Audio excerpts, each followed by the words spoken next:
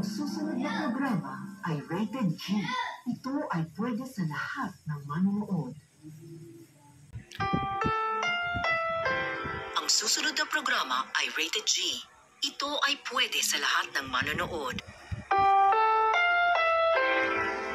The following program is rated G. It is suitable for all audiences. Ang susunod na programa ay rated PG.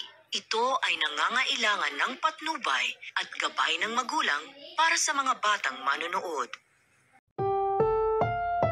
Ang susunod na programa ay rated PG. Patnubay at gabay ng magulang ay kailangan sa mga batang manonood.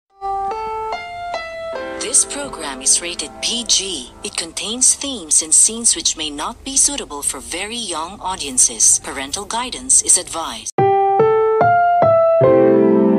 Ang programang ito ay rated SPG. Striktong patnubay at gabay ng magulang ang kailangan. Maaaring may masiselang tema, lengguwahe, karahasan, sexual, horror o droga na hindi angkop sa mga bata.